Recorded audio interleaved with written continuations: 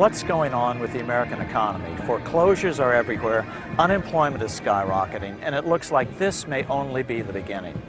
As a result, most Americans fear that our cherished basic freedoms and way of life are under direct attack as our standard of living sinks like a stone. But could it be that all these problems were foreseen 100 years ago by L. Frank Baum, the author of The Wonderful Wizard of Oz? Why is this just coming out? Because when the MGM movie The Wizard of Oz was made in 1939, significant changes were made from L. Frank Baum's original book version written 40 years earlier in 1899. In the book version of The Wizard of Oz, Dorothy's slippers are made of silver, as opposed to in the film version where Dorothy's slippers are made of ruby. You take away the silver slippers on the gold or yellow brick road, and all of the other symbolism tends to be lost. Now let's see what the experts say about our current problem, then look at our history so we can understand what L. Frank Baum was trying to say in his book, The Wonderful Wizard of Oz. Well, it's no secret to any American that we're living in very precarious times. Americans are being robbed blind, and they don't even know who's doing the robbing. I mean, we clearly are, in a bus and we're heading for the edge of a cliff. And there still is probably time to change course. The only problem is the people driving the bus don't realize that there's a cliff there yet. If the problem that's grinding the economy to a halt is too much debt, and if nobody in the government, in either party, is looking at solving the debt problem, then the answer is it's going to go into a depression as far as the eye can see. And so we're going to have a massive recession, or let's call it a depression, while the economy rebalances away from a service sector economy towards a good producing economy, away from a borrow and spend economy to a save and produce economy. That's what we need to do. We can't get from where we are to where we need to be without a severe depression. What can government do? The sad answer is, under our current monetary system, nothing. It's not going to get any better until the root cause of the problem is understood and addressed. There isn't enough stimulus money in the entire world to get us out of this hole. Why? Debt. The national debt is just like our consumer debt. It's the interest that's killing us. You must understand that every penny, every dollar we have in circulation is created as an interest-bearing debt. So what is the national debt? When government spends more than it collects in taxes, it has to borrow the difference by selling interest-bearing IOUs, such as U.S. bonds.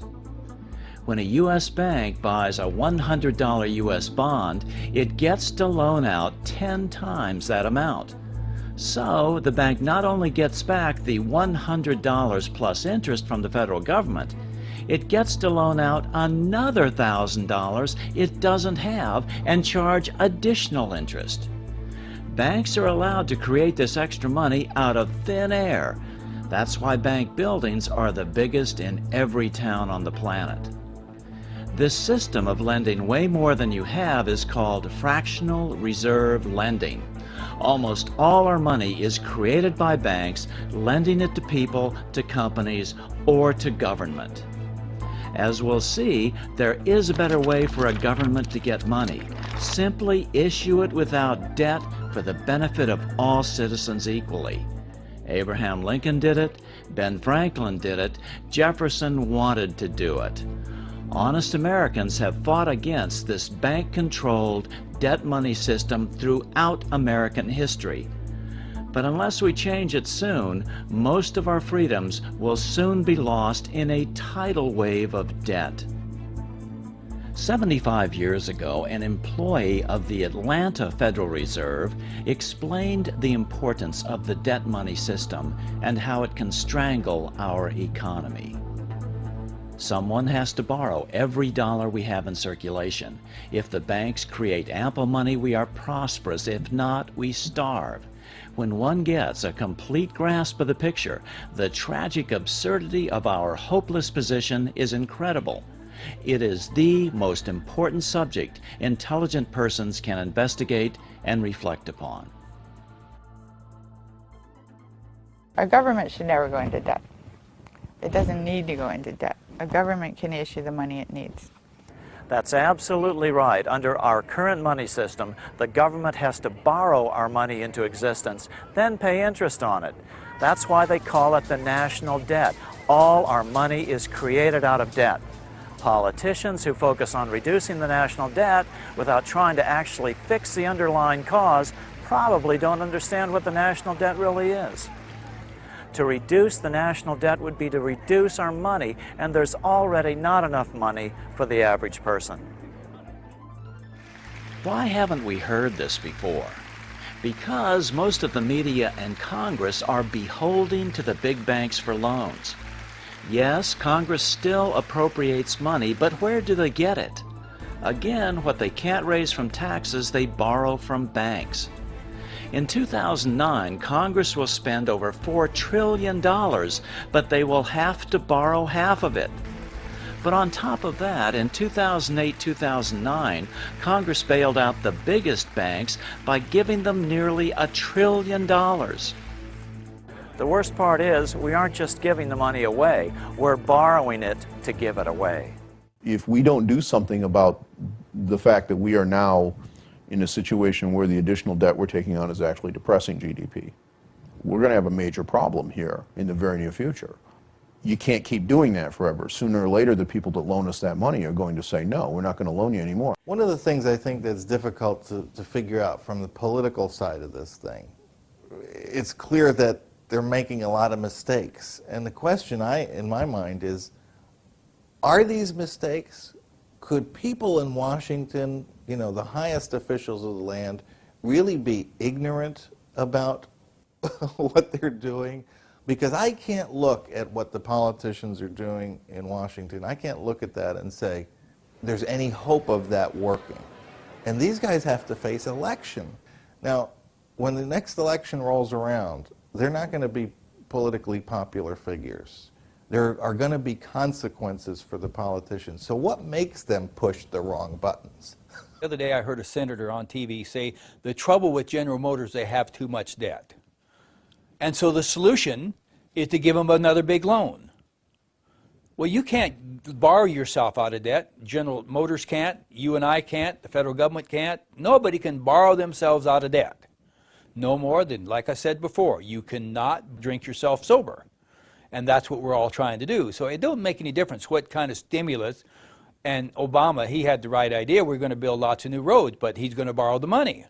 Well, how we can't even pay the debt now. I mean, we can't even pay the interest on it. Nobody's even talking about the debt problem as such. They're talking about the fact that, gee, the bankers aren't making enough money to live in the way that they're accustomed to.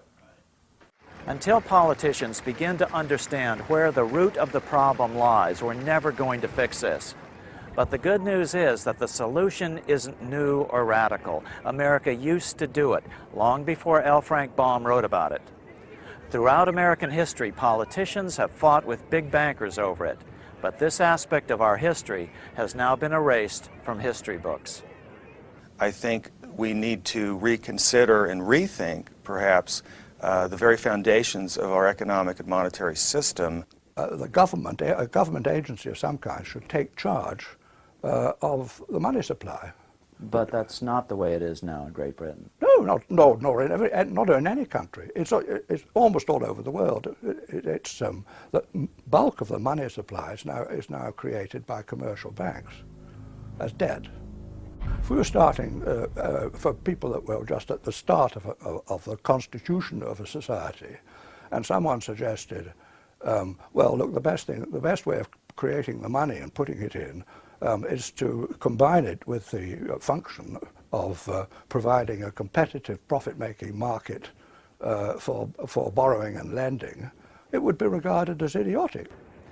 You want a new cause to embrace? You want to do something good for humanity? How about one simple reform that will fix most of the bad things in this world, like hunger, poverty, disease, and misery? This is the ultimate civil rights struggle, humankind's escape from serfdom. As President Obama put it, due to the ongoing recession, the number of chronically hungry people will climb to over 1 billion worldwide. but this is completely unnecessary.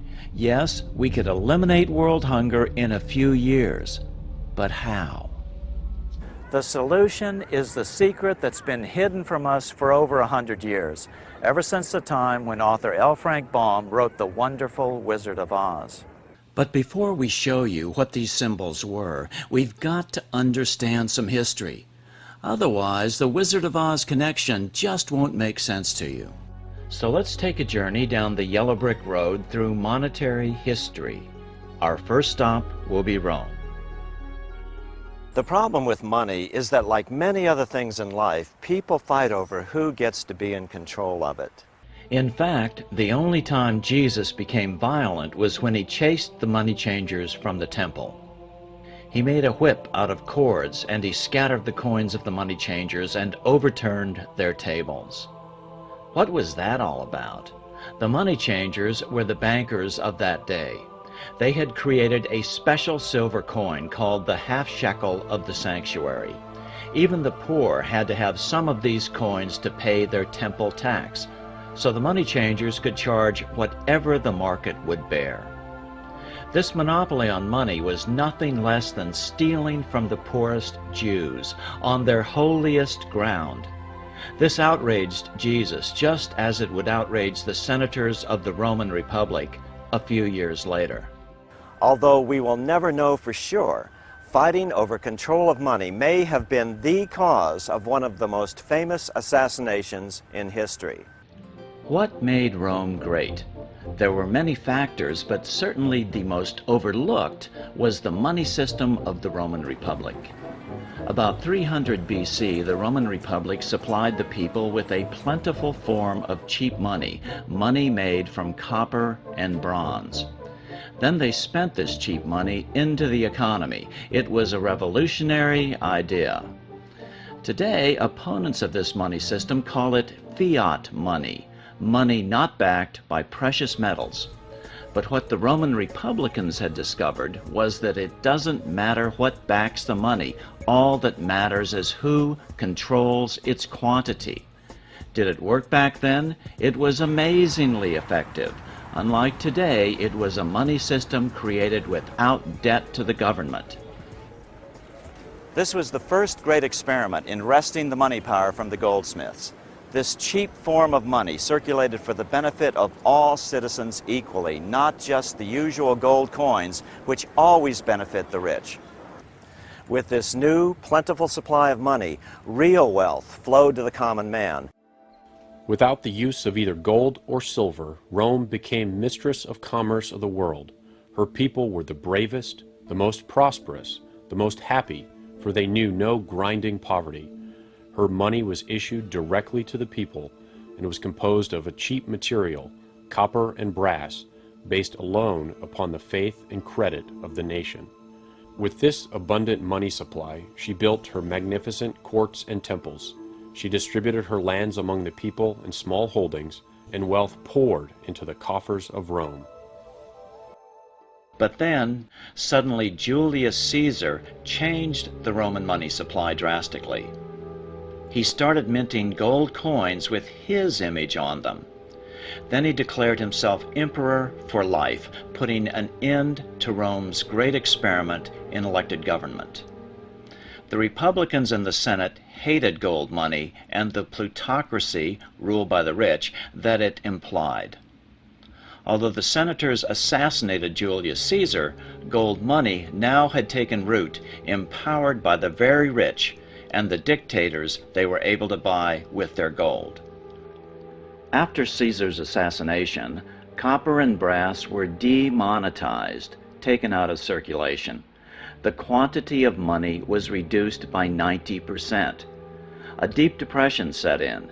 The average person had to sell his property just to buy basic necessities. The wealth of the nation was quickly concentrated into the hands of the richest Romans once again. Gone was the incentive to work hard and build a great nation for the common good.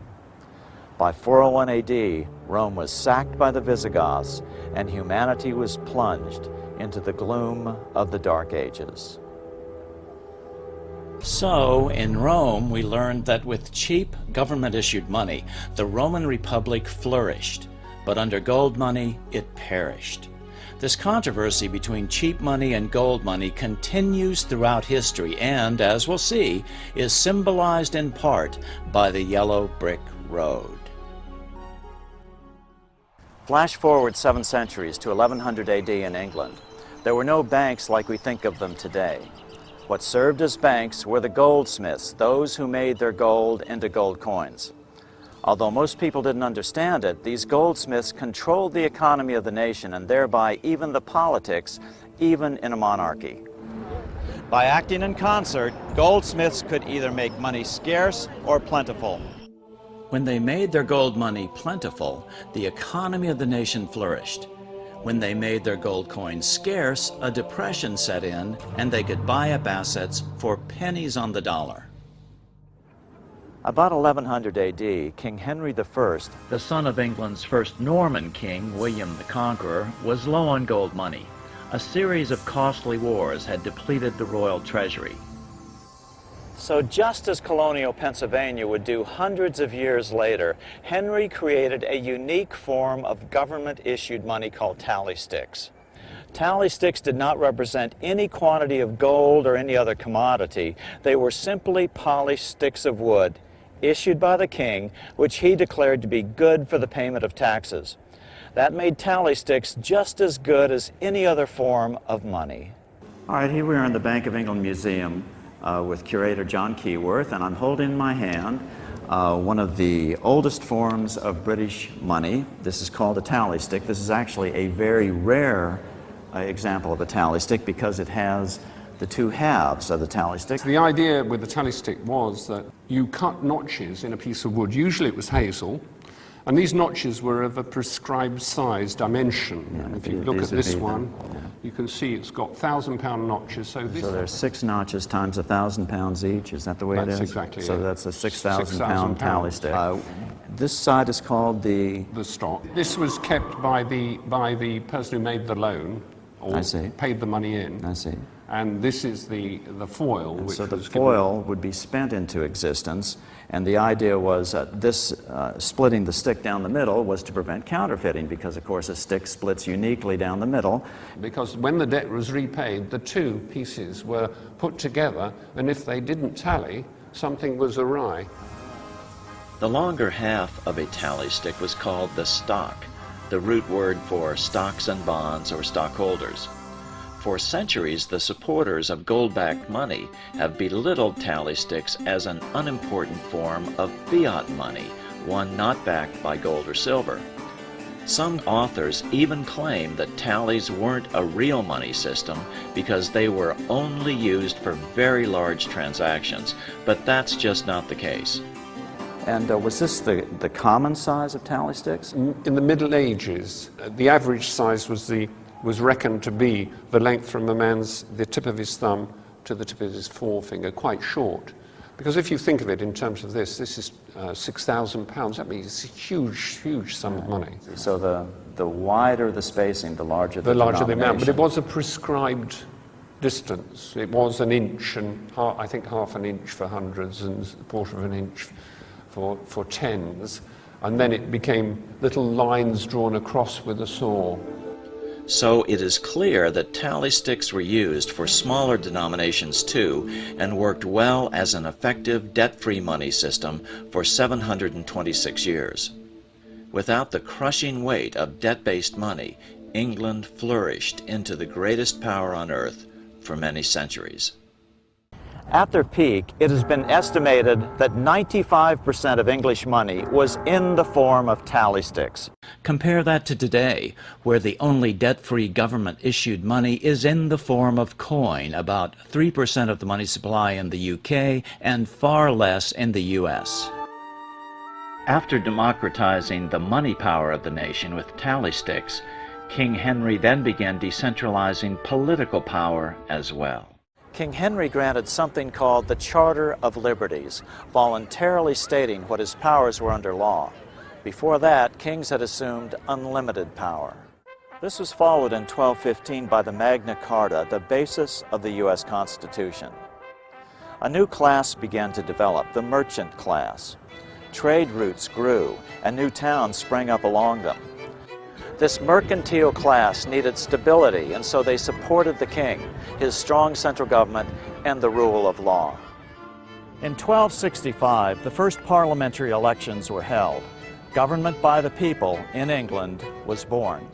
As money poured into the middle class, the small business persons of the day, feudalism began to break down, and the English Renaissance was born. By the 1600s, serfdom in England was legally banned. Humanity, at least in England, was finally set free. Literature flourished. Now there was money to support artistic endeavors like the plays of William Shakespeare. The nation was at ease due to a debt-free money. Although life in the Middle Ages was certainly not easy by today's standards, once tally sticks were killed and the nation became indebted to bankers, it got worse. After 600 years, the money changers were finally able to begin to reassert their control over English money when they convinced the Parliament to create the Bank of England. This put the banking community back in control of manipulating the quantity of English money. Now England had to borrow its money supply from banks and pay interest on it, instead of the government simply issuing its own money without such debt. So in England we learned that simple sticks of wood broke the monopoly of gold money.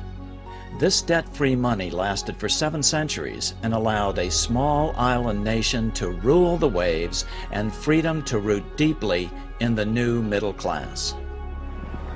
With the goldsmiths back in control, England was now financing its wars with this bank loan money. Just 75 years later, England's war debts consumed 75% of its budget. 3/4 of British taxes were spent just on paying the interest on its war bonds. As a result, England needed to squeeze more and more money from all her colonies to pay the interest on this new growing debt. America was no exception. Pre-revolutionary America was still relatively poor. There was a severe shortage of precious metal coins to trade for goods, so the early colonists were increasingly forced to experiment with printing their own homegrown paper money. This paper money was called colonial scrip. Colonial scrip was a dangerous concept for bankers. It broke the colonies free of the privately owned central bank system, where money had to be created by banks and then loaned to governments. As Franklin put it, In the colonies, we issue our own money. It is called colonial scrip. We control its purchasing power, and we have no interest to pay to no one. in 1764, the British Parliament passed the Currency Act.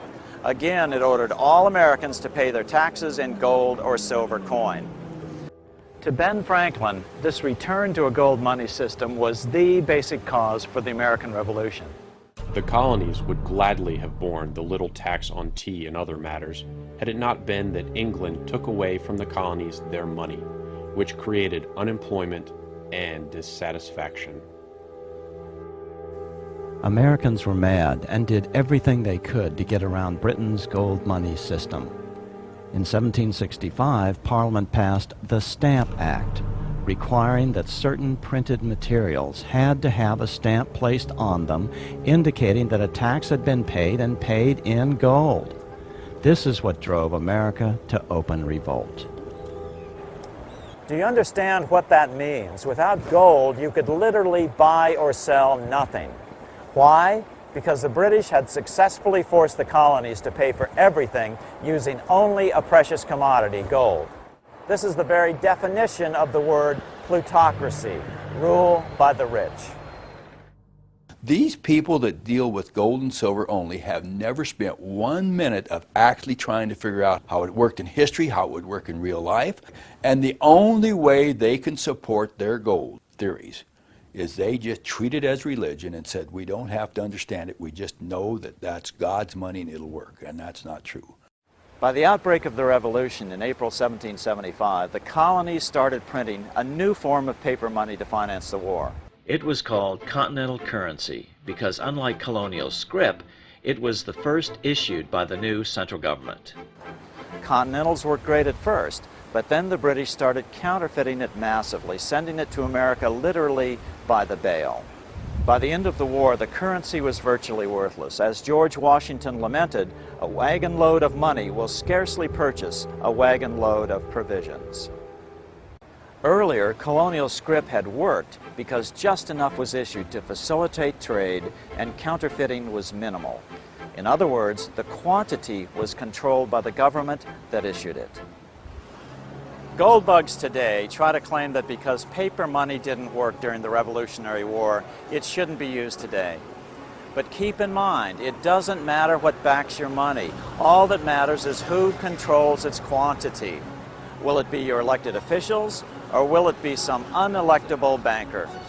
Colonial paper money before the Revolution had worked so well that the Bank of England had Parliament outlawed and forced America to use only gold money, gold which they controlled. In our next stop on the Yellow Brick Road, which represents the banker's gold money system, we find how the curse of the privately owned central bank first came to America. In 1781, towards the end of the war, the Continental Congress met here in Philadelphia. They pondered what to do about their grave financial situation. The money was so worthless that people papered their walls with it. Congress finally agreed to give a group of bankers a monopoly on creating U.S. money by loaning it to the government. It was the first privately owned central bank. The plan, of course, was modeled on the Bank of England. The new bank would be called the Bank of North America. It would be the first of a string of controversial, privately owned central banks, which Congress would charter, then in the face of public outrage, uncharter over the years. 4 years later, in 1785, the value of the new currency had plummeted. Inflation was rampant. Prices had risen by 72%.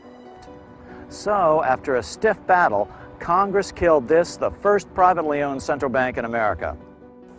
2 years later, when it came time to write the Constitution in 1787, many of the delegates did not remember how well America's government-issued paper money had worked in Pennsylvania.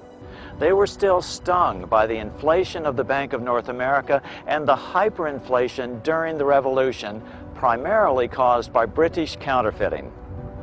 Strangely, the Constitution allows the federal government to borrow money, but is silent on the federal role in printing paper money, known in the language of the day as emitting bills of credit. This defect in the Constitution is at the root of all our economic problems today. 2 years after the U.S. Constitution was signed, debt-free money was tried in Sweden in 1789, but with tragic results. To pursue a war with Russia, King Gustav III persuaded the Swedish Parliament to print debt-free money called riksgälds. This was very costly to the bankers. Sweden had learned the secret of simply printing its own money without debt. In 1792, only 3 years into the experiment, King Gustav was assassinated by moneylender Jacob Johan Ankerström. As is frequently the case in time of war, too many riksgälds were printed. The quantity was not controlled. A nation will sacrifice everything for survival during time of war. So, inflation ruined the debt-free money experiment in Sweden by 1834, just as it had a few years earlier during the American Revolution, again because the quantity was not controlled. One mistake the Constitution didn't make was to mandate that the federal government pay all its debts only in gold. Then we would have wound up with the same system that had caused the revolution in the first place. It does mandate that for state governments, but that has never been adhered to. All the Constitution had to do was to mandate that only Congress could issue the nation's money, debt-free, just like most people think happens today. This defect in the Constitution left the door wide open for bankers to ram a bill through Congress in 1791, 4 years after the Constitution had been signed, to turn over creation of the nation's money to private bankers once again. Like all the privately owned central banks that would follow, the new bank was given a name that would deceive people into thinking it was part of the U.S. government, but it was not. It was called the First Bank of the United States. This is actually the original building here in Philadelphia. After a contentious debate, Congress finally granted the new bank a 20-year charter, a private monopoly. Again, the nation's money would be created out of thin air by the new bank and loaned to the government and to private individuals, all at interest, just as our money supply is created today. So, if there was $100 million worth of money in the economy, there would be $100 million worth of national debt. Debt the citizens and their children would have to pay interest on by taxation. And so it is today. The national debt is roughly the same as the national money supply.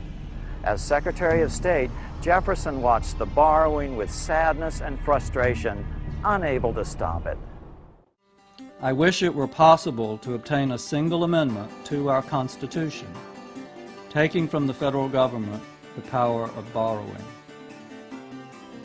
Although Jefferson served 2 terms as president from 1801 to 1809, nothing was done until the bank's charter came up for renewal in 1811. The press openly attacked the bank, calling it a great swindle. Some writers have claimed that the head of the Bank of England warned that the United States would find itself involved in a most disastrous war if the bank's charter were not renewed. After another contentious debate, the bank's renewal bill was defeated by a single vote in Congress. Within 5 months, the War of 1812 was on. In 1813, Jefferson wrote to his son-in-law, John Epps, Although we have so foolishly allowed the power of issuing our own debt-free money to be filched from us by private individuals, I think we may recover it. The state should be asked to transfer the right of issuing paper money to Congress in perpetuity. Jefferson had it exactly right. Congress and only Congress should have the right to issue America's paper money, and at no interest to no one. In 1814, the British successfully attacked Washington and burned the White House and the Capitol.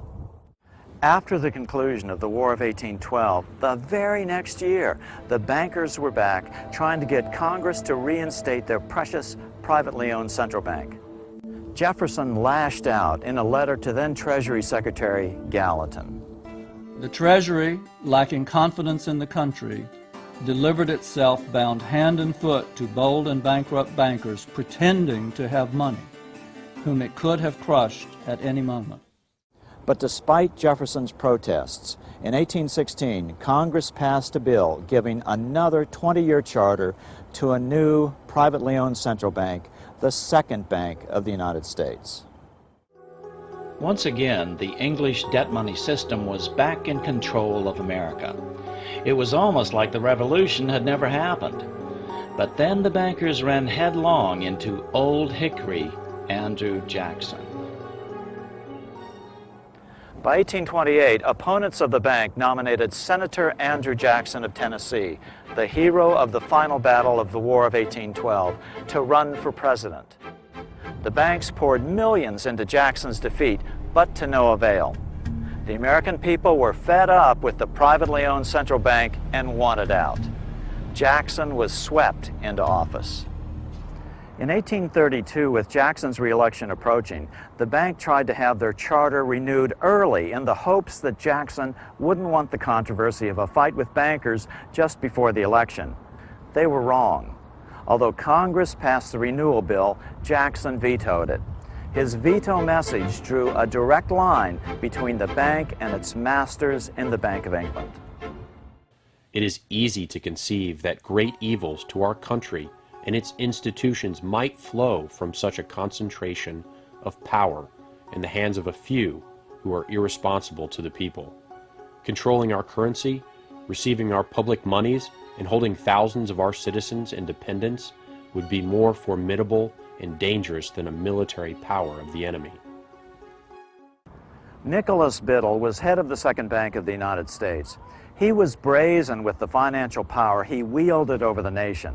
He even threatened to cause a depression if Jackson's veto were not overturned. Nothing but widespread suffering will produce any effect on Congress.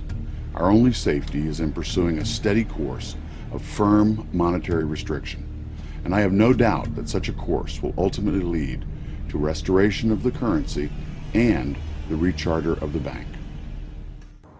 Biddle made good on his threat. America was quickly plunged into a deep depression. Property was foreclosed on for pennies on the dollar.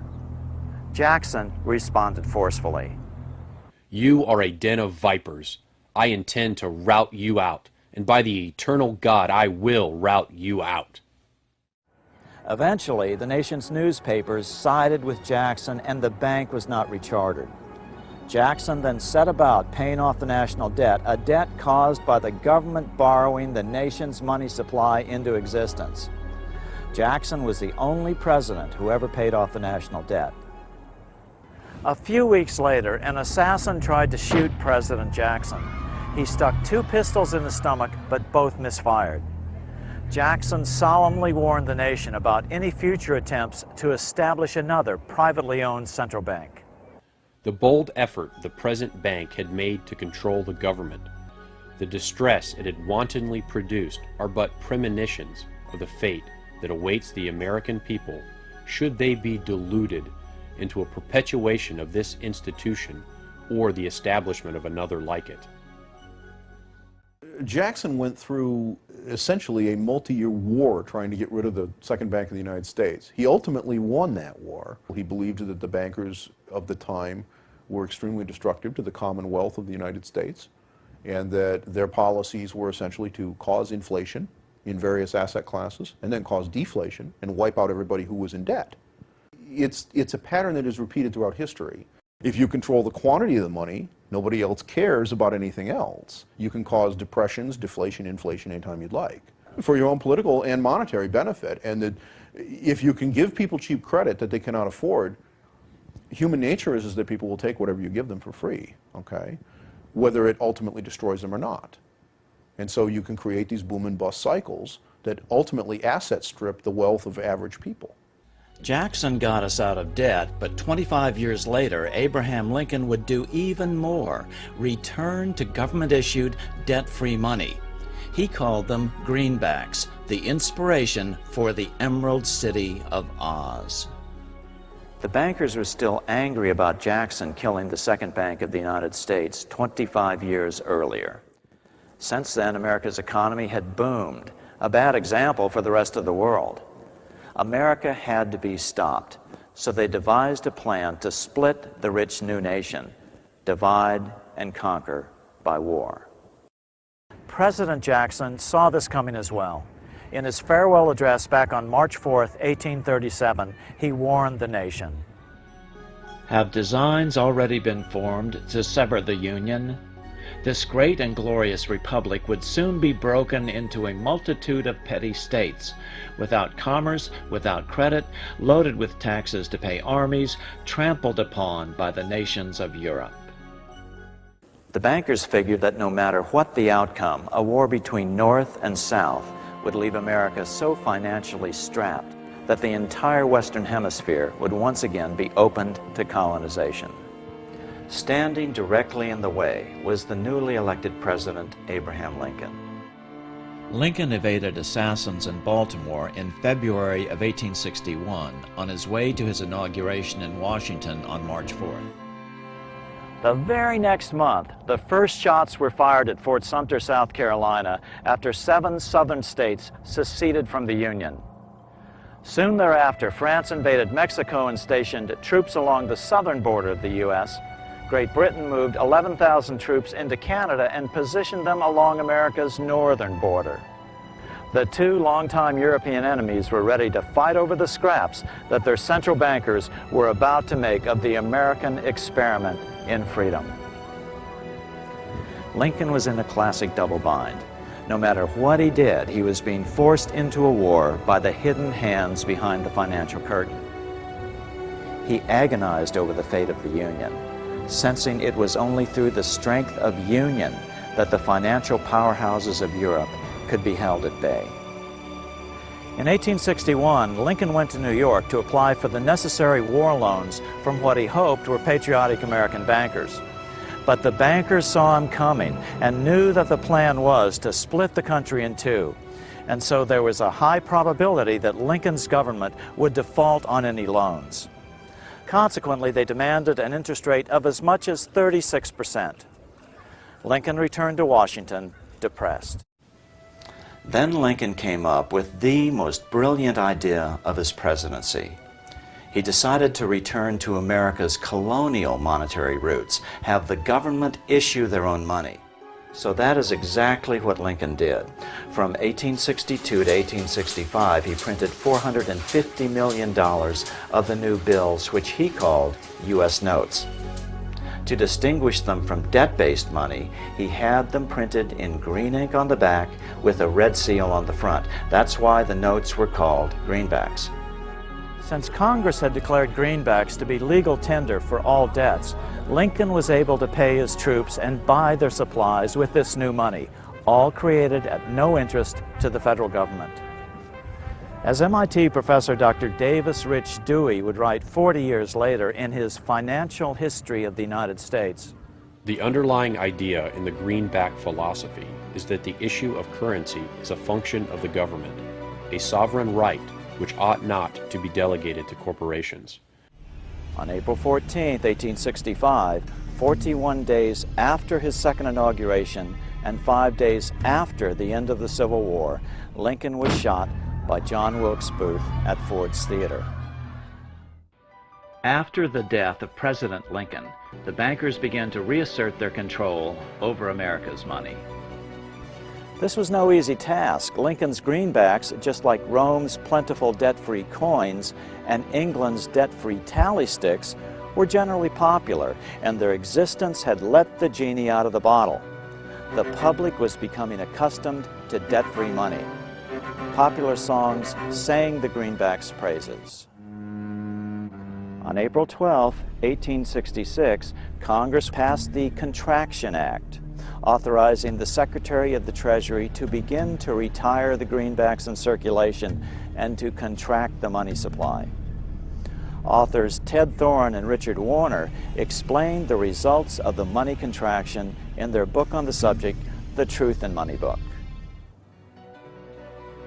The hard times which occurred after the Civil War could have been avoided if the greenback legislation had continued as President Lincoln had intended. Instead, there were a series of money panics, what we call recessions, which put pressure on Congress to enact legislation to place the banking system under centralized control. In 1866, there was $1.8 billion in currency in circulation in the United States, about $50.46 per capita. In 1867 alone, $500 million was removed from the U.S. money supply. 10 years later, in 1876, America's money supply was reduced to only $600 million.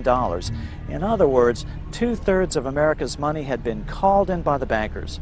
Incredibly, only $14.60 per capita remained in circulation. What's so important about how money was withdrawn from the U.S. money supply? Because this is the real cause of depressions, deliberate manipulations of the money supply by big bankers to get what they want politically. The very thing King Henry was trying to put a stop to when he created tally sticks in 1100 AD. 10 years later, the money supply had been further reduced to only $400 million, even though the population had boomed. The result was that only $6.67 per capita remained in circulation, an 84% decline in just 20 years. The people suffered terribly in a protracted, severe depression. Now let's put these percentage figures into perspective. On January 28, 2009, the world's business and government leaders met in Davos, Switzerland at the annual World Economic Forum, which they optimistically titled "Shaping the Post-Crisis World," as though someone had already fixed the problem. According to Reuters, the world's largest news service, the world's money supply had nearly been cut in half in the previous 15 months. 40% of the world's wealth was destroyed in the last 5 quarters. It is an almost incomprehensible number. And how does that compare to the Great Depression of the 1930s? According to Nobel Prize-winning economist Milton Friedman, the Depression was caused by the Fed refusing to halt a deflation of 33% of the nation's money between 1929 and 1933. The drastic decline in the stock of money and the occurrence of a banking panic of unprecedented severity did not reflect the absence of power on the part of the Federal Reserve System to prevent them. In retrospect, the contraction could almost certainly have been prevented and the stock of money kept from declining or, indeed, increased to any desired extent. In other words, by January of 2009, the world's money supply had been contracted more than that which caused the Great Depression in America in the 1930s. Some believe the economic crisis that began in 2008 is still being completely manipulated by the big banks. But it is more likely that their debt money system has finally spiraled out of even their control. In 2008 and 2009, nations poured unprecedented money into the system to prevent its collapse. At the very least, unprecedented inflation will surely follow. After Lincoln's death, the big bankers began returning America to the yellow brick road of financial serfdom. But first, they had to get rid of the silver slippers. But the bankers were not done bringing post-Civil War America to its knees. They wanted to take all silver money out of the system and make only gold be money. The Bank of England wanted America's money in their control, and what better way to achieve that than mandating a gold-only money system? The next year, Congress passed the Coinage Act of 1873, and the minting of silver dollars abruptly stopped. Newspapers derided the act as the crime of '73. Everybody knew about it. The average American hated it. Demonetizing silver made money even more scarce. It put the bankers, who were the primary holders of gold, in even greater control of America. It's been a puzzle to a lot of economic historians, this obsession with keeping the amount of currency so strictly limited. It didn't seem to comport with the expanding economy of the time. You have this rapidly expanding economy. You have immigration that in part's fueling it. You have westward expansion. You have new industries, new technologies, and yet you have a restricted money supply, which makes it increasingly difficult for people to engage in consumption and purchases and other types of economic activity. By 1873, L. Frank Baum was just 17 years old, but he was already publishing a local newspaper in his hometown of Chittenango, New York. By 1877, the nation was in an uproar over the hated crime of '73. Riots broke out from Pittsburgh to Chicago. The torches of starving vandals lit up the sky. The bankers huddled to decide on their next move. They decided to hang tough. At the 1877 meeting of the American Bankers Association, the ABA, they urged their membership to do everything in their power to put down the notion of a return to greenbacks. The ABA Secretary, James Buell, authored a letter to the members that blatantly called on the banks to subvert not only Congress, but the press.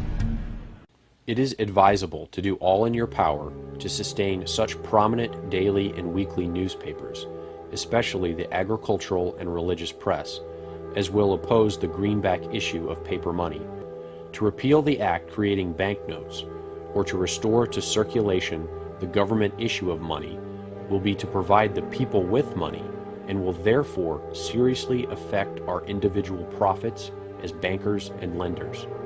See your congressman at once and engage him to support our interest that we may control legislation. Political parties advocating a return to greenback money sprang up and ran candidates for Congress and president. In the 1878 elections, 21 independents were swept into Congress, mostly greenbackers. 2 years later, in 1880, the American people elected General James Garfield president. Garfield understood how the economy was being manipulated. As a congressman, he had been chairman of the Appropriations Committee and was a member of the Banking and Currency Committee. Garfield understood the ability of the very wealthy to manipulate gold money.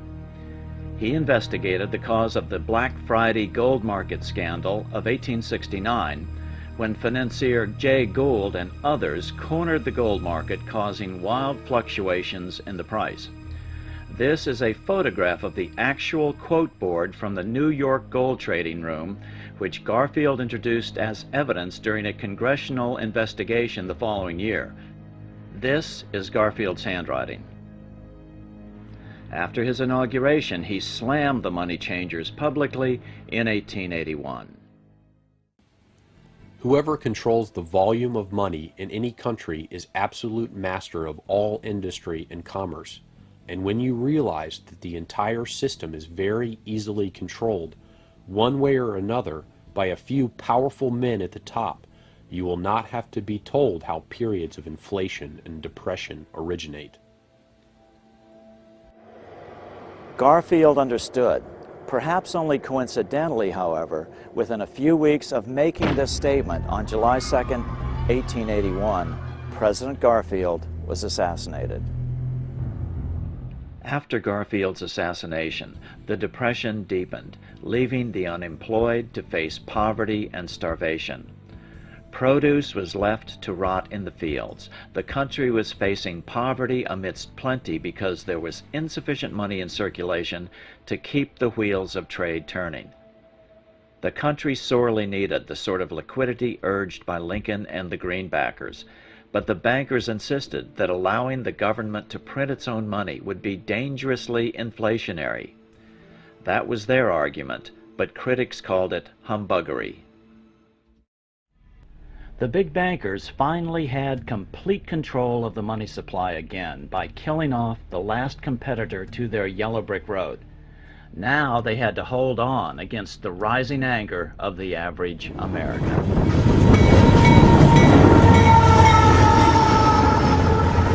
In 1888, L. Frank Baum moved his family to Aberdeen, Dakota Territory to open a general store. Baum sympathized with the local farmers hard hit by the combination of scarce money and a severe drought. Unfortunately, he got so deeply in debt that the bank foreclosed on the store. In 1890, Baum, at age 34, started a local newspaper. It was an election year and politics was a hot topic in the Midwest. The 1890 congressional elections were a landslide for the Democratic Party. Only 300 miles south of Aberdeen, South Dakota, in Omaha, Nebraska, one of the newly elected congressmen was William Jennings Bryan, the man who would become known as the Lion of the Free Silver movement. A few years later, L. Frank Baum would closely follow the meteoric career of Bryan and even create the character of the Cowardly Lion to symbolize his political career. The year 1890 saw no economic relief in Dakota Territory, so Baum's newspaper folded at the end of the year. In 1891, Baum moved his family to Chicago, where he took a job at the Chicago Evening Post. Meanwhile, back on the national front, the bankers were ready to unleash additional monetary restrictions. Their methods and motives were laid out with shocking clarity in a memo sent out by the American Bankers Association, the ABA, in 1891. Notice that this memo called for bankers to create a depression on a certain date 3 years in the future. Here's how it read in part. Note the telling reference to England, home of the mother bank. On September 1st, 1894, we will not renew our loans under any consideration. On September 1st, we will demand our money. We will foreclose and become mortgagees in possession. We can take 2/3 of the farms west of the Mississippi and thousands of them east of the Mississippi as well at our own price. Then the farmers will become tenants as in England. The next year, a leaflet known as the Panic Circular was issued by the American Bankers Association and was subsequently published in many newspapers. It urged all national banks throughout the United States to help deepen the money panic. Silver, silver certificates, and treasury bonds, that is to say all the government's money, must be retired, and interest-bearing national banknotes made the only money. You will at once retire 1/3 of your circulation, your paper money, and call in 1/2 of your loans. Be careful to make a monetary emergency among your patrons, especially among influential businessmen. The future of our debt-based money system depends upon immediate action, as there is an increasing sentiment in favor of government legal tender notes and silver coinage. The Depression actually began in 1893 with what historians now call the Panic of 1893. It all started when European investors demanded payment only in gold, draining gold reserves in the U.S. Again, America was being forced by the Europeans onto a gold-only money system. The results were as inevitable as before. A deep depression quickly set in as the major holders of gold in Europe choked the life out of the American economy. In total, over 15,000 companies and 500 banks failed, most of them in the West. Unemployment skyrocketed 600%, up to over 18% nationwide by 1894. With the winter of 1894 coming on, untold thousands of farms were foreclosed on. As a result, many families had to walk away from recently built homes. It's said that the image of the vacant Victorian haunted house originated from this era. These depressions could be controlled fairly easily with America on the gold standard, and the banks own most of the gold. Since gold is scarce, it is one of the easiest commodities to manipulate. People wanted silver money legalized again so they could escape the stranglehold the money changers had on gold-backed money. People wanted silver money reinstated, reversing Mr. Said's Act of 1873, by then called the Crime of '73. Bankers and financial institutions tended to oppose silver as part of the backing of the currency. They didn't have control over the mining and production of silver in the West, and without that control, they couldn't have the overall control they liked over the currency. Most monetary reform advocates today argue that the solution to our current economic woes is a return to a gold standard. This would require that our money be backed by a certain percentage of gold. Interestingly, they use the same terms that bankers of the late 19th century used. They called gold-backed money honest money and constitutional money. I worked for a gold dealer for a short time. And I would sit there in a room with 40 people calling and trying to sell gold all day long on the phone. And everyone was telling them, get rid of that worthless money and buy the good money. Then it comes to the end of the month and every one of them walked into the office and wanted the bad money for their pay. As the Depression deepened and big banks continued to buy up farmers' foreclosed properties, a lion emerged out of Nebraska to try to break their deadly chokehold on the American economy. 1896 was a pivotal year in American history. L. Frank Baum was now living in Chicago and deeply interested in politics. But to make a living for his wife and 4 children, he worked as a traveling salesman. When he was home, he was writing his first children's stories. On the political front, the presidential campaign of 1896 would see the explosive money issue dominate the election. The farmers of the West were sick and tired of the bankers not lending out their gold money. In fact, most of the money that was still in circulation was about $300 million worth of Lincoln's old greenbacks. A virtually unknown former congressman from Nebraska, William Jennings Bryan, ran for president as a Democrat and embraced the free silver issue, which the Populist Party had unsuccessfully tried earlier. Bryan's father had been an ardent greenbacker. The New York bankers were well aware of the anger and tried to control the 1896 Democratic Convention. An article said to have been published in a banker's magazine of 1892 shows not only their attempts to manipulate the politics of the day, but also their deep contempt for the average American voter, whom they refer to as the inferior social stratum of society. We must go forward cautiously and consolidate each acquired position, because already the inferior social stratum of society is giving unceasing signs of agitation. Let us make use of the courts. When through the law's intervention the common people shall have lost their homes, they will be more easy to control and more easy to govern, and they shall not be able to resist the strong hand of the government acting in accordance with the control of the leaders of finance. As the quote continues, notice how they try to manipulate the population into focusing on diversionary political issues. We must keep the people busy with political antagonisms. We will therefore speed up the question of reform of tariffs within the Democratic Party, and will put the spotlight on the question of protection for the Republican Party. By dividing the electorate this way, we'll be able to have them spend their energies at struggling amongst themselves on questions that for us have no importance whatsoever. Now let's return to the 1896 Democratic Convention. The issues were remarkably similar. William Jennings Bryan represented the embodiment of all the Democrats' wrath against the gold money system. At the Democratic National Convention in Chicago in 1896, Bryan made an emotional speech entitled "Crown of Thorns and Cross of Gold."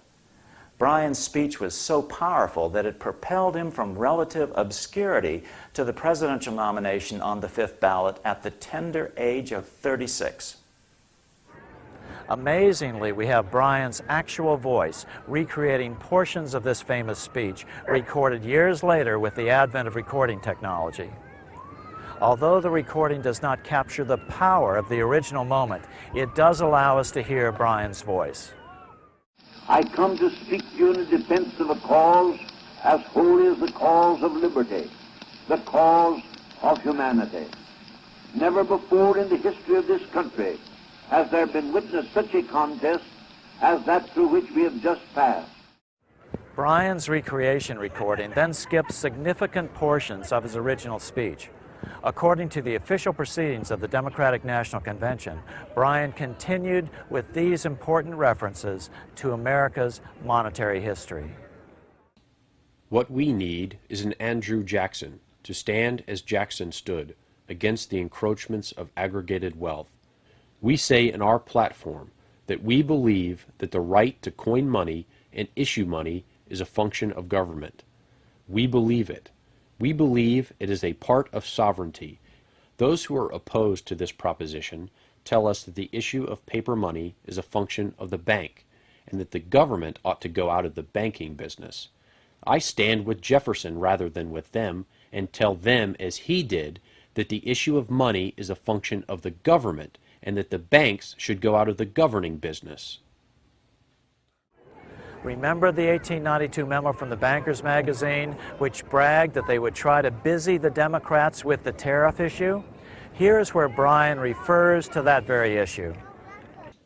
They ask why it is we say more on the money question than we say upon the tariff question.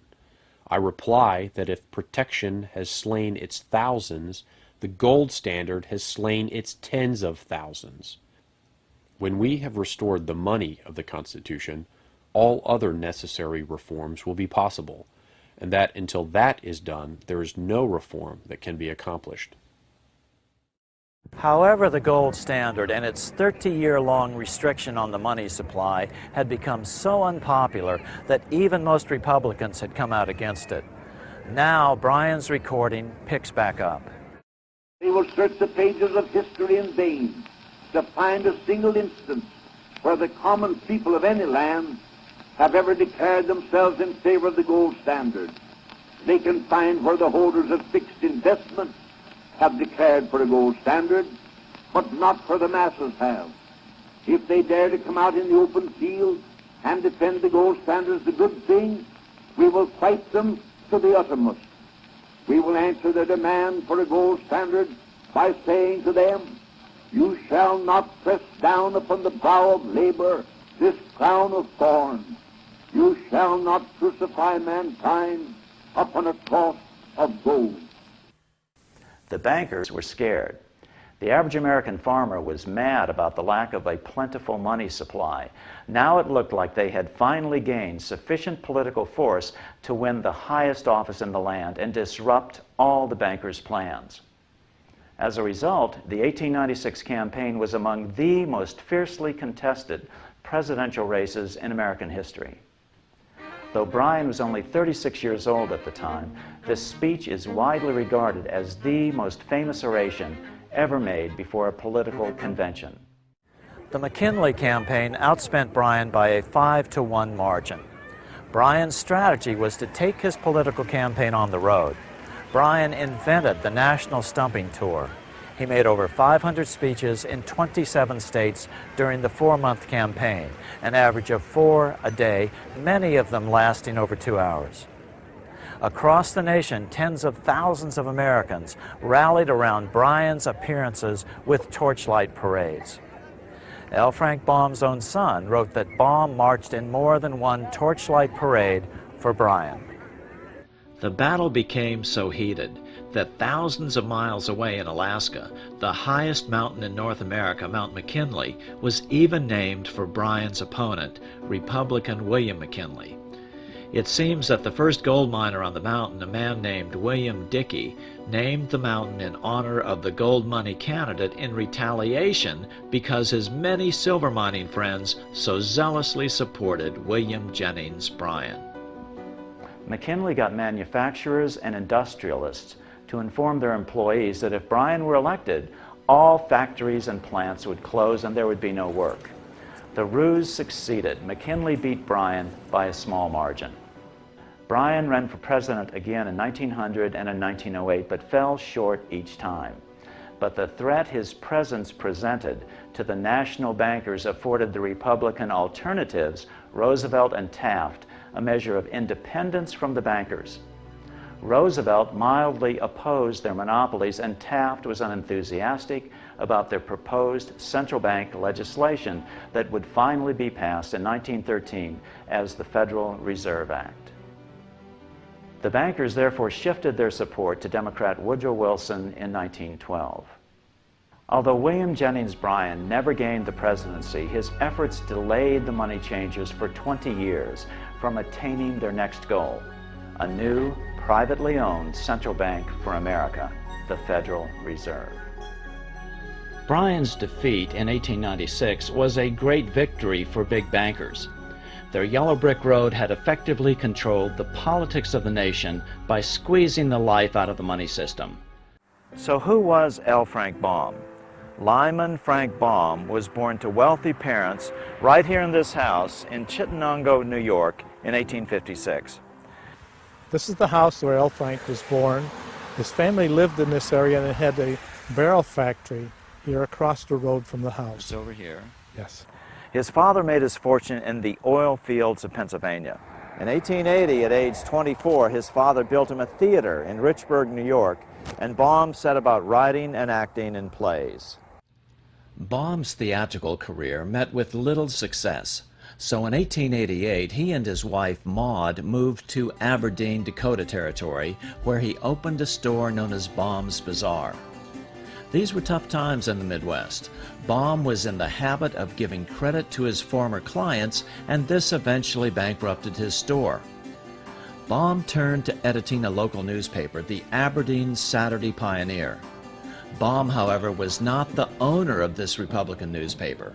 Jobs were scarce, and Baum was forced to write for his Republican audience despite his family's liberal to populist political leanings.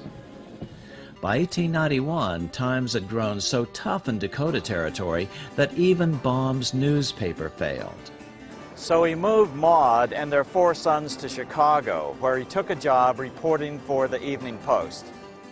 Like most writers, he had to work multiple jobs to feed his growing family. In 1897, Baum wrote and published Mother Goose in Prose, illustrated by Maxfield Parrish. In 1900, Baum and Denslow published The Wonderful Wizard of Oz. The book was the best-selling children's book for 2 years after its initial publication. Baum and Denslow teamed up to produce a musical stage version of the book that was also a huge financial success. Early film versions were produced in 1910 and 1925, but the MGM classic movie starring Judy Garland as Dorothy was produced in 1939. This version included many changes that largely obscured the monetary reform symbology. Dorothy's silver slippers were changed to ruby slippers to take advantage of the new Technicolor process. Now, with the history of money in America laid out, let's take a look at the Wizard of Oz to see if these symbols make sense. Well, the principal and most powerful symbolic reference is, of course, the yellow brick road and the silver slippers. In the book version of The Wizard of Oz, Dorothy's slippers are made of silver, as opposed to in the film version where Dorothy's slippers are made of ruby. You take away the silver slippers on the gold or yellow brick road, and all of the other symbolism tends to be lost. The original populist solution was government-issued money called greenbacks. But the greenbacker movement had failed, so the populists had switched to expanding the money supply with government-issued silver coins. The underlying dispute, however, was not what money was made of, but who should issue it, private bankers or the people themselves through their representative government. The first person Dorothy meets along the way is the Scarecrow, representing the supposedly ignorant Western farmer.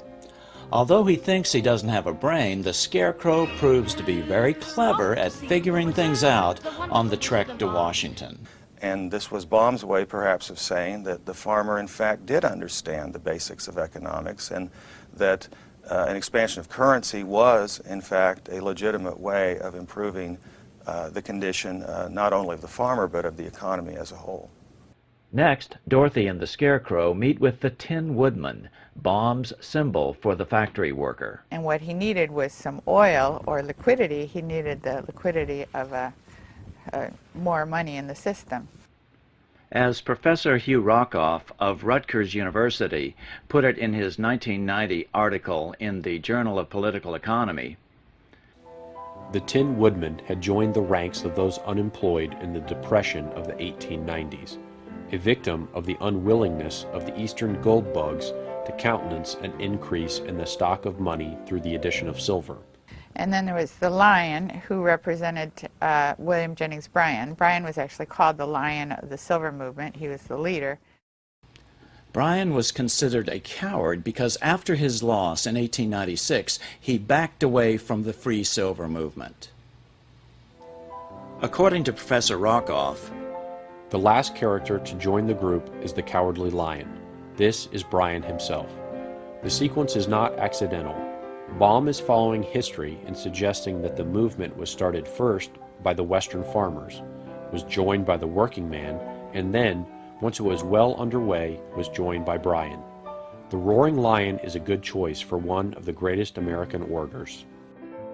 So off go the 4 unlikely companions, headed for Oz along the dangerous yellow brick road in hopes that a powerful wizard will grant their requests. Some experts view this as symbolic of the very first march on Washington, that of Coxey's army in 1894, to try to break the Depression. Jacob Coxey was a successful businessman who led a march from the Midwest to Washington, D.C. to seek redress for the economic plight of millions at the time who were suffering during the crisis of the Depression of 1893, he marched with a so-called industrial army. These were just unemployed men. So this trek is often seen as inspiration behind Dorothy and her group's trek to the Emerald City to seek redress from the Oz, or the President of the United States. Coxey was hoping to meet with President Cleveland. However, he was arrested for trespassing, jailed, and his movement was dispersed. Coxey was a greenbacker, and his idea was simple. The federal government should build public works and pay for them by printing money. At the time, the idea seemed to be the wildest kind of extremism, but given unemployment of 18.4%, few modern economists would be prepared to dismiss such a proposal out of hand. On the trek to Oz, the Cowardly Lion falls asleep in a field of poppies. But why poppies? The poppies were representative of the opium wars that Bryan was opposed to. Poppies are a source of opium, and falling asleep in the field of poppies symbolizes the populist fear that Bryan would fall asleep in the midst of these new issues. The lion was rescued from this field where he was sleeping by a bunch of little field mice who, it said in the book, alone, of course, they wouldn't have been able to move this giant lion, but when they all got together, they were able to move him together. So this was like an excellent image of the populist movement, how a lot of people who had no power in themselves or alone, if they knew the direction in which they wanted to go, could move mountains, you know, could actually have a major impact. There's a great deal of symbolism in the book that was lost in the movie, that there's just so much of it that there's no way that it couldn't have been reflective of this monetary reform movement. And some of it is just very pointed, like it couldn't mean anything else. For instance, there's one passage when they get to Oz and she's shown to her room in the palace, she goes through 7 passages and up 3 flights of stairs. Well, it just means nothing unless it means the crime of 73, which to all populists meant that statute which had revoked the ability of the people to bring their own silver to the mint. It is not surprising that the layout of the Emerald Palace should reflect the numbers 7 and 3. The crime of 73 was a crucial event in populist monetary history. The 2 Wicked Witches were the East and the West. The 2 banking powers at that time were Rockefeller and Morgan. And J.P. Morgan headed the Wall Street bankers in New York and ultimately got his funding from Europe. The Wicked Witch of the West could represent the Rockefeller interest. Based in Cleveland, based in the Midwest, Rockefeller was dominant in the West and Morgan was dominant in the East. So when Dorothy first lands in her house and kills the witch, she gets the slippers, which are the power, actually the power of the witch. They're no use to you. Give them back to me. Give them back. Keep tight inside of them. Their magic must be very powerful, or she wouldn't want them so badly. So the power of the witch is the power to create money. Dorothy doesn't realize that she now has that power on her own feet, the power to create money. Dorothy and her troop are then told that they must go kill the Wicked Witch of the West. Bring me the broomstick of the Witch of the West. But if we do that, we'll have to kill her to get it. She hurls near-biblical plagues at the group, wolves and crows and black bees, all of which they defeat. Finally, she is forced to use her golden cap, another symbol of the gold standard, to call the winged monkeys, which capture the group. Dorothy eventually kills the witch by pouring a bucket of water on her, suggesting the liquidity that silver money would add to the economy, breaking the stranglehold of the bankers' gold money system. With additional liquidity, the economic fortunes of those people can be improved. People wanted government-issued money, silver in this case. The banks had forced America onto a gold money standard. Then they could cause a depression anytime they wanted to, merely by reducing the supply of gold money. When they return victorious to the wizard, Dorothy is asked to sew the wizard's getaway balloon out of green cloth. Then the wizard accidentally leaves without her. Fortunately, Dorothy is able to seek out Glinda, the good witch of the South. Oh, will you help me? Can you help me? Dorothy is then told that the power to solve her problems has been with her all along. She only needs to click the heels of her silver shoes together 3 times. Like Dorothy, America itself had the power to solve its problems simply by expanding the money supply, government-issued silver money. When Dorothy finally gets back to Auntie Em and Uncle Henry in Kansas, she finds that the silver shoes have fallen off her feet, just as the silver issue was vanishing in the late 1890s. And Baum was right. The silver cause would become a distant memory once the United States became firmly committed to the gold standard with the passage of the Gold Standard Act in 1900. The same year, The Wonderful Wizard of Oz was published. L. Frank Baum never admitted embedding the symbols of monetary reform in The Wizard of Oz. Consequently, some fans vehemently deny that there is any connection. However, the period immediately after the book's release may offer some helpful clues regarding his motives. References to current affairs appear in a number of Baum's later works. In 1901, Baum worked on a comic opera entitled The Octopus or the Title Trust. This was while he was still trying to break away from writing any additional Oz books. However, the public pressure became too great as The Wizard of Oz continued to grow in popularity. Eventually, Baum appeared to lose all interest in politics as he became wealthy from having written what would become the most popular children's story in history.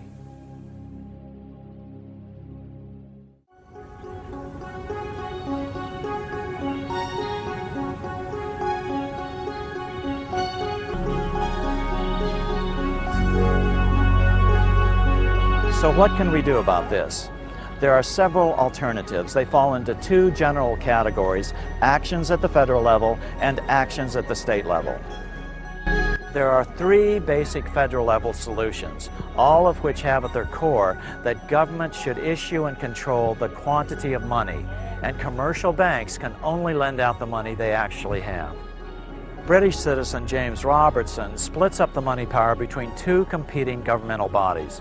The British government would publish monetary objectives approved by Parliament, for example, an inflation range of 2 to 3%. Then the Bank of England would create just enough debt-free money to achieve those objectives. It would then give this money to the government to spend into the economy by the normal budgetary process.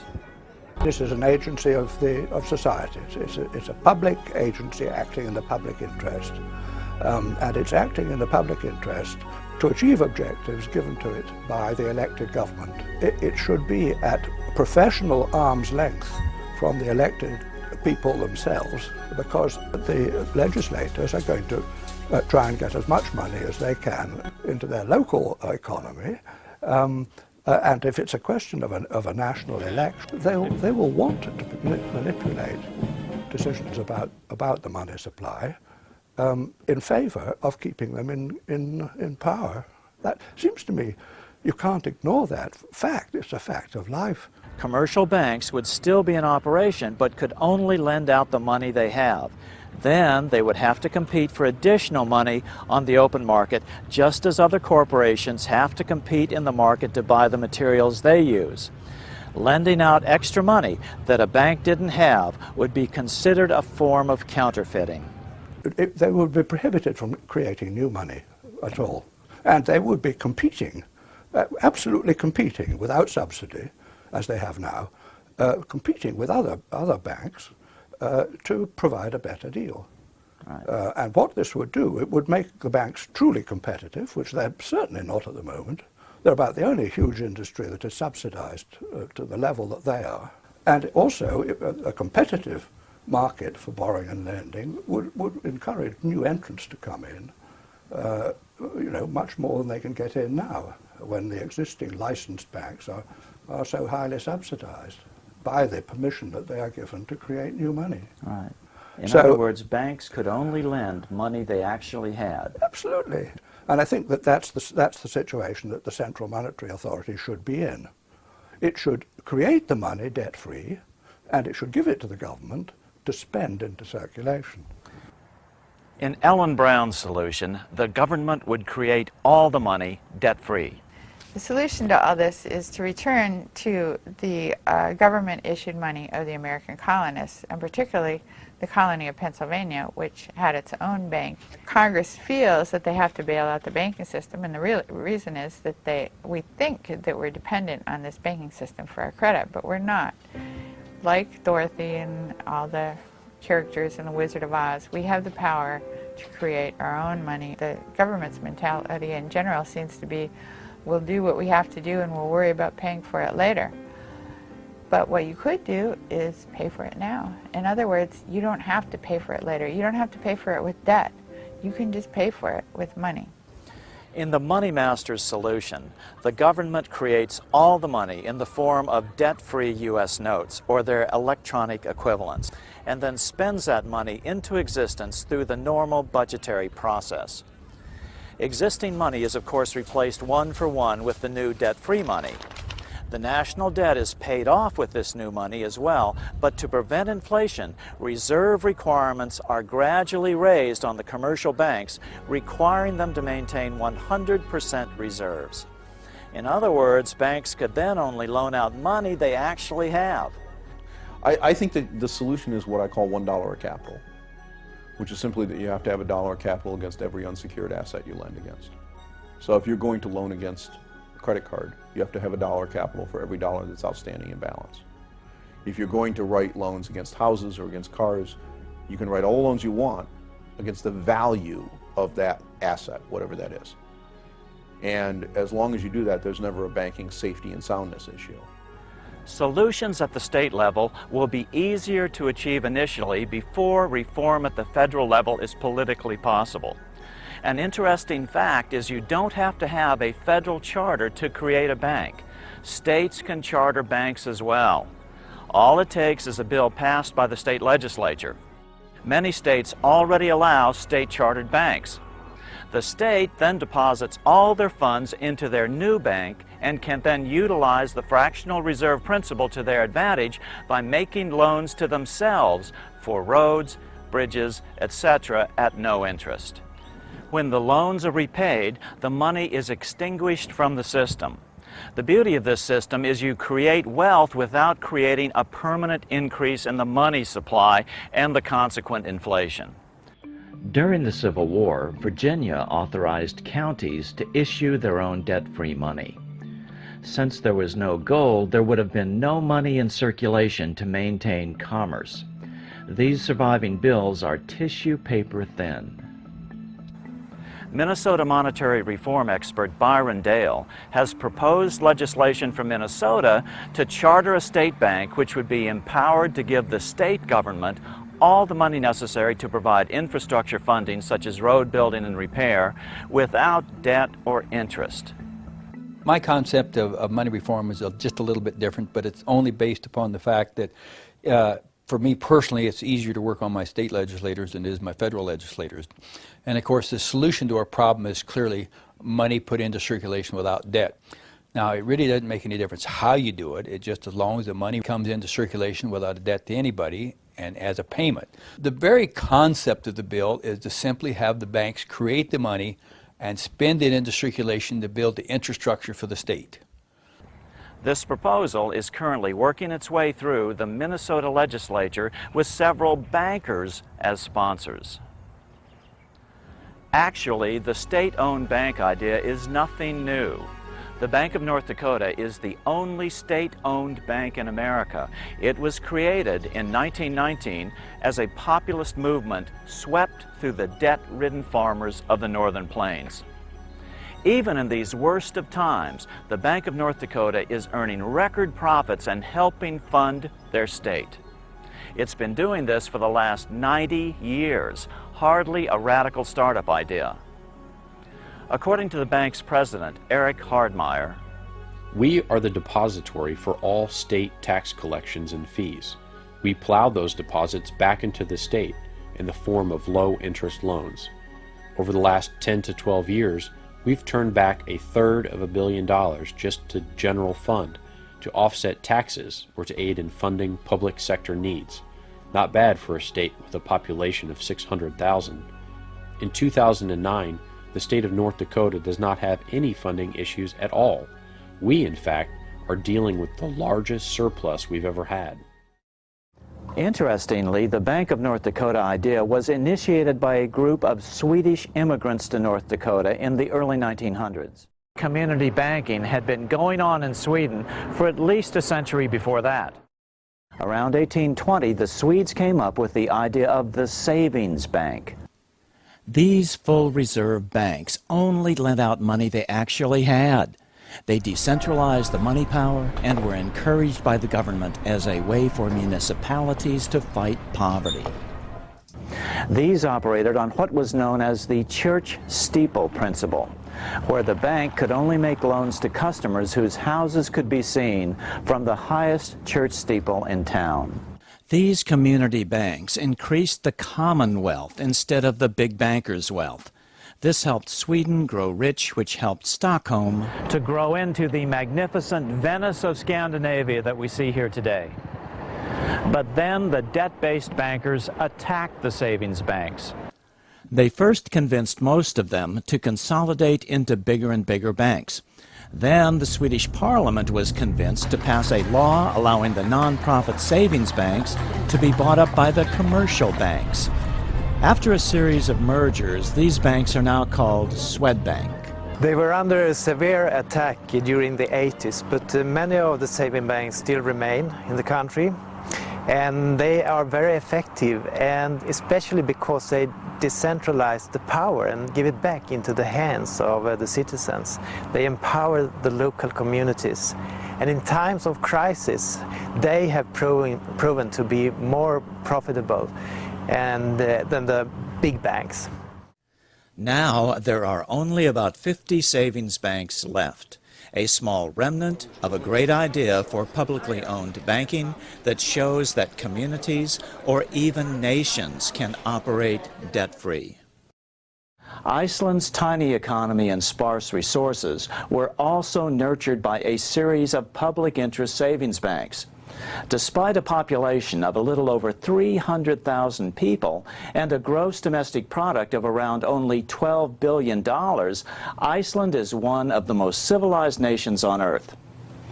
But then the government privatized the savings banks, similar to the Swedish savings banks 20 years earlier. But in Iceland's case, even the Landsbanken, which essentially was the Bank of Iceland, was privatized as well. For the first few years, things looked good. The economy doubled. But under the surface, the private bankers were creating a huge financial bubble. They opened a new offshore internet bank called IceSave, targeting depositors in the UK and Holland by offering attractive interest rates for new depositors. Hundreds of thousands of new accounts were opened. Entire towns and police department pension funds put their money into IceSave, as did charities such as cancer relief funds. Using fractional reserve lending, IceSave fanned that into billions for questionable new loans. IceSave started investing in European ventures, especially in Russia.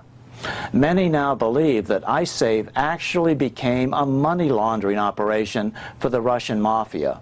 All the while trading on the good reputation for solid banking Iceland had built up over the previous decades. However, when bank was privatized, it still used the good reputation of Iceland to grow huge and do, lots of criminal activities. And the owner, Otho, he became one of the rich boys in the world really quickly, one of the billionaires.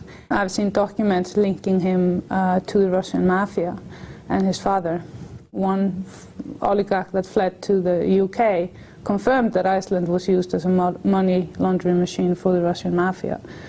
When the crash came in 2008, the big Icelandic banks quickly failed. In the 5 years' time they were privatized before the collapse, they actually grew 10 times the Icelandic GDP. And when it collapsed, you can imagine how huge the collapse was, because they collapsed onto the shoulders of the nation or the taxpayers. The Icelandic parliament at first poured enormous amounts of taxpayer money into them to try to save them, but they still failed. Then the government bailed out all the Icelandic depositors, but the iSave accounts were not in Iceland and were never insured by the Icelandic government, and so they were not bailed out. However, in the face of tremendous political pressure at home, the British and Dutch governments bailed out the iSave accounts of their citizens, and then tried to make Iceland pay for it at terms that have decimated Iceland's fragile economy. The income tax of more than half of the nation, just the interest of this particular loan. Then you have other loans, then you know we would have gotten from, in 2007, being the most developed nation in the world, into a nation spending all its GDP just paying interest of foreign loans. Inflation shot up. Icelanders soon discovered that even the principal on their home mortgage loans was indexed to inflation. Many Icelanders saw the principal on their home mortgages double and their payments triple. This despite rising unemployment. The way the loan system is in Iceland is completely outrageous. I mean, it is, your rights as a consumer are zero. Foreclosures mounted and the citizens rioted. They call it their revolution. They stormed the Parliament Square.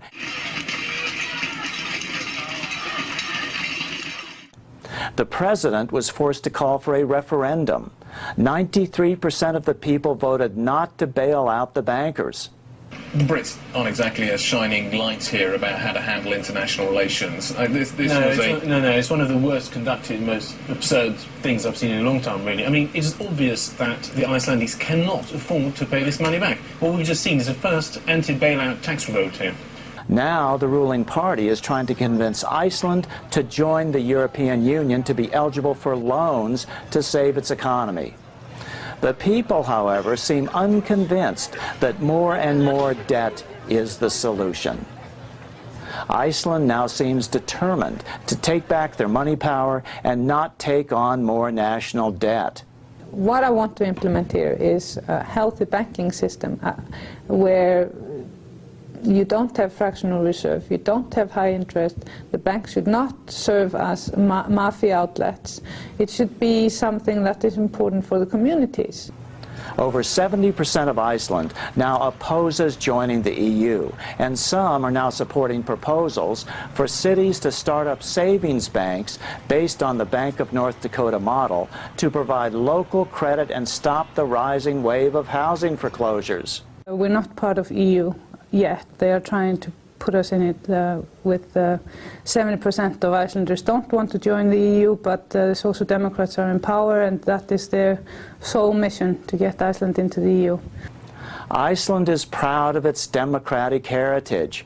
Iceland is the home of the oldest parliament in Europe, having met annually for over 1,000 years. For the first 800 years, the Icelandic parliament met at this site, where the North American tectonic plate meets the European plate. Called Thingvellir, Icelanders consider this a holy site where elected government was born. Today, Iceland is the new battleground as it attempts to become the first nation in modern times to escape the serfdom of the debt money system. If Iceland escapes, the rest of the world will be watching.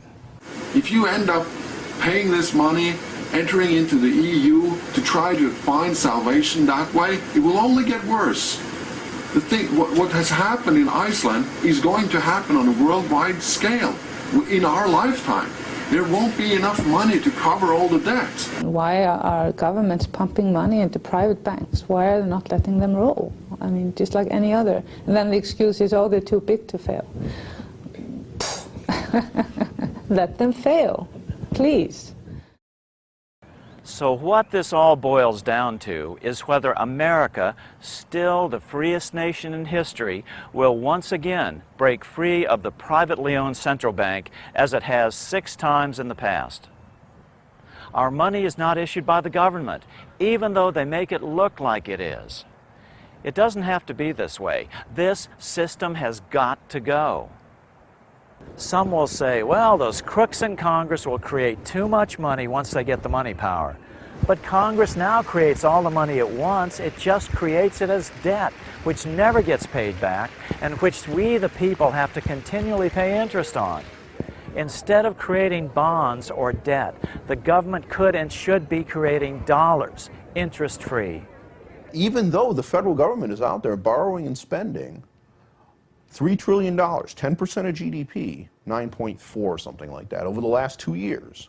Even though they've done that, the total amount of debt outstanding in the system since the beginning of 2008 has actually contracted, including the federal government.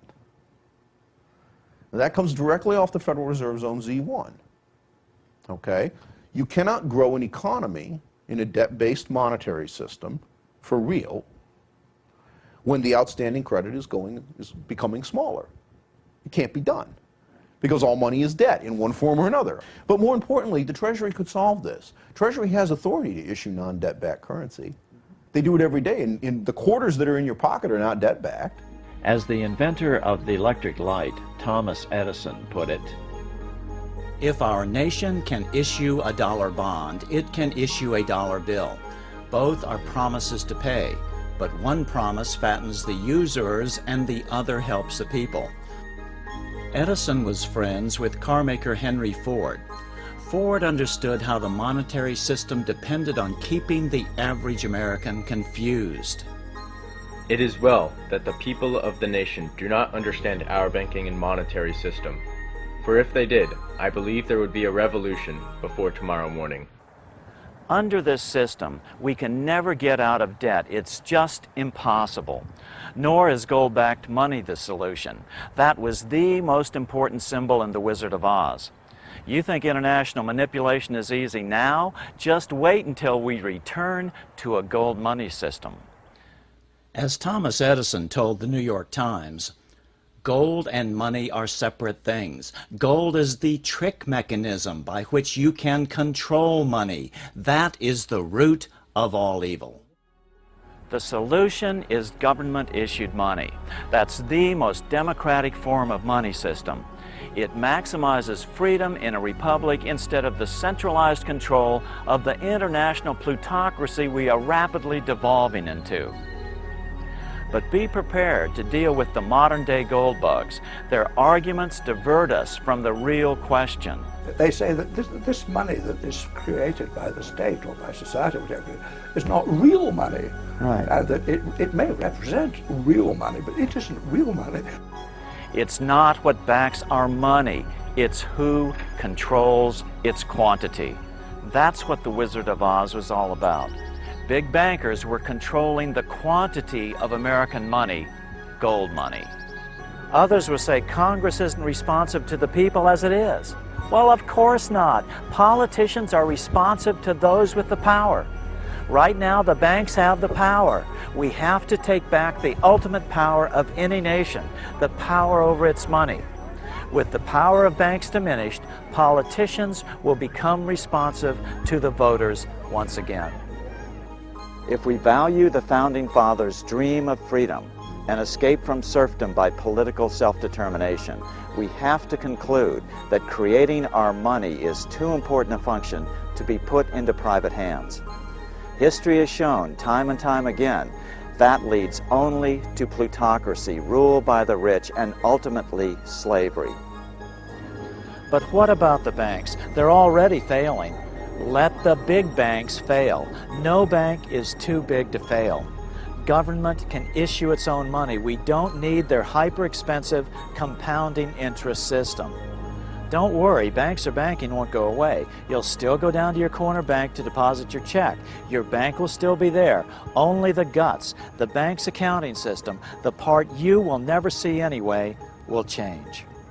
At the moment, most of our means of exchange is these electronic digits, which will jump from one bank account to another as we do our business and so on. So there's this cloud of numbers moving about in the economy, which is our means of exchange. Now, where do they come from? They all come into existence when somebody somewhere takes out a loan. Every pound circulating, I'm not talking about physical cash in your pocket, I'm talking about the electronic digits, has been borrowed by somebody in the past. So the overall effect of that is that society as a whole, that's us, is actually paying interest to the issuers of these digits for their existence. So the lending and the issuance are stuck together at the moment. I think that's what we want to change. We want to separate that. Put the issuance in the hands of a public body, which will issue the whole of our currency debt-free in the public interest, by the people, for the people, etc. Thereafter, we can lend it to each other, borrow it from each other in the normal way. So for the average person, you won't notice that much difference, except you'll find the whole of society, the whole of economy is a lot better off, because there's not this background draining, siphoning of these money numbers back to the issuers. It does not mean that the banks will be unable to be prosperous. They would have a slightly different business model than they enjoy now, but not even all the banks have that model today. You have savings and loans, credit unions, loan companies that historically don't create new money, but yet they do intermediate money, they do loan it out, they do take deposits. That would not end. So banks would still have, in my opinion, would have a very prosperous future. The banks will be businesses like all other businesses, and will have to earn their living through providing valuable services, services which other people are willing to pay for. All we need in the face of this oncoming first depression of the 21st century is a little education. We can make this the new civil rights movement, the new human rights movement. Nations of the world, the same applies to you. Virtually every nation now labors under the same monetary system. All money is created at interest, as a debt. Once again, we're falling for the bankers' threats of economic collapse, just like when Andrew Jackson tried to kill the Second Bank of the United States. It's nothing but pure extortion, world extortion. Let them fail. Remember, all this money we're giving them is at interest. Money we are borrowing to give to the banks. Then these very same banks have the audacity to loan this money back to us at more interest. This system has got to go. I think it'll be a very big change. I think it will be actually an essential change, looking to, let's say, the next 100 years or so, in the survival of our species. Absolutely. To get this thing straight. That's the secret that can set humanity free. Our children won't be saddled with any more national debt. That's right, no more national debt. That term will cease to exist. And don't fall for the argument that those rascals in Congress will spend too much money if they get the power to create money. Look at what they're doing now. They aren't spending it, they're just borrowing it, then giving it away. It can't get any worse. The questions raised by the study of the symbolism embedded in the wonderful Wizard of Oz are even more important when you understand that this is not just an American problem, it's totally international. This privately owned money system is worldwide and is literally the primary cause of most of the world's hunger, poverty, misery, and disease. After William Jennings Bryan's loss in 1896, their cause started weakening. Their ship started to sink. In 1900, L. Frank Baum's wonderful Wizard of Oz was like a desperate flare fired into the night of history, hoping that someone across the centuries would notice, would pay attention to the greatest issue of their era and ultimately ours, humankind's escape from the debt money system. Let's follow the example of Abraham Lincoln when he issued greenbacks in 1862 to save the nation from permanent division. So before you come up, Bill, I'd just like to say on behalf of the movement, thank you for the work which you've done all these many years Thank you for producing such entertaining, informative, intellectually captivating and very useful material in your very unique way. Ladies and gentlemen, Bill Still.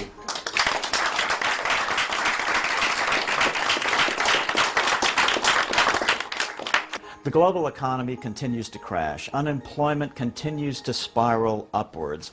Government budgets are tightening dramatically in the wake of the global real estate bubble, a bubble that was specifically caused by banks being in complete control of the money supply instead of sovereign nations being in control of their national currency.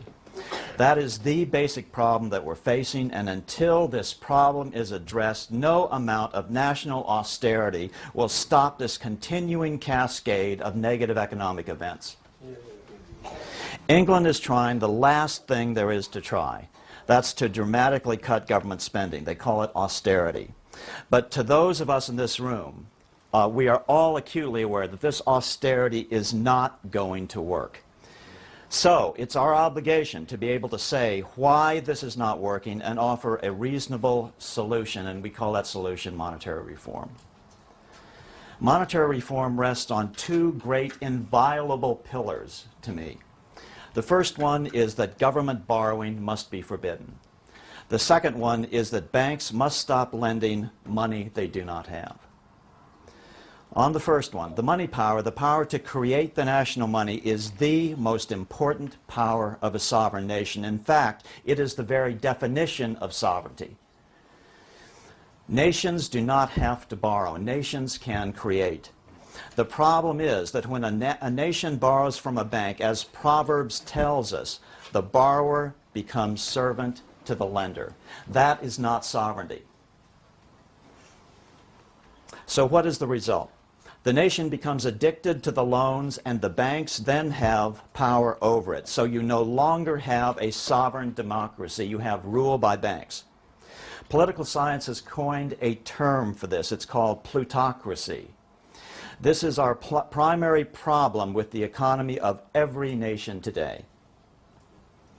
They have allowed the national debt system to predominate. I say, no more national debt. Let's use the U.S. example today. Mr. Obama has stimulated the economy with about $2 trillion. But here's the problem. He's borrowed the money. So he's borrowed the money mostly from the big banks with interest attached. And then what has he done? He's simply turned around and given this money, given it back to the banks, supposedly to lend to us. What kind of a system is this?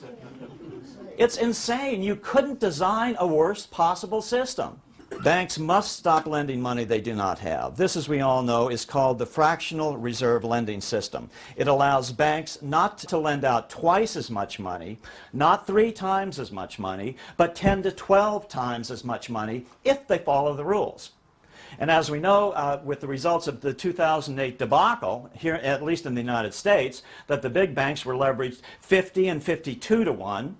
Freddie and Fannie were leveraged 72 to 1. Goldman Sachs was leveraged 333 to 1. And then just about 6 months ago, Mr. Obama gets on TV and says, you know, I think we should just eliminate the reserve requirement altogether. So 333 to 1 is not enough. Only infinity will do. If you or I did this, we would be charged with fraud and/or counterfeiting. This fractional reserve system allows the banks to consolidate the wealth of the nation, and that, combined with the national debt, allows them to use that leverage to control the politics of the nation. So this is a two-pronged problem. When the wealthiest private citizens have control over the money supply, then the government is no longer sovereign. It is no longer the supreme power of the land and can no longer operate in the public interest. Government determined by the citizenry and directed by their elected representatives is still all that stands between us and serfdom. Rule by the rich. In today's world, the democratic aspects of government have been significantly eroded entirely and completely because government has lost these two great pillars of truth. They are borrowing from bankers. They have lost control over the quantity of the national money. Those are the two pillars. This is why we know that no amount of austerity or further government borrowing can possibly fix this problem. This week in England, I met with some wonderful younger folks, you saw one of them just now, who have latched on to these essential truths, both formally within the monetary reform community and last night, up-and-coming students at the London School of Economics. These young, inquiring minds realize that old ways aren't working, that something is very wrong. They can't get jobs the way their parents could just a generation earlier. They are now propelled through both self-interest as well as the normal idealism of young adults to start looking outside the box of their traditional training for something that will work. This is a great force. This is wonderfully encouraging. Now more than ever before, I am convinced that our reforms are inevitable and in the relatively near future. The truth of the manipulation of our money supply can no longer be hidden. These fresh young faces will supply sufficient youthful energy to finally break humanity free of the enslaving shackles of the debt money system. That's all. Any questions?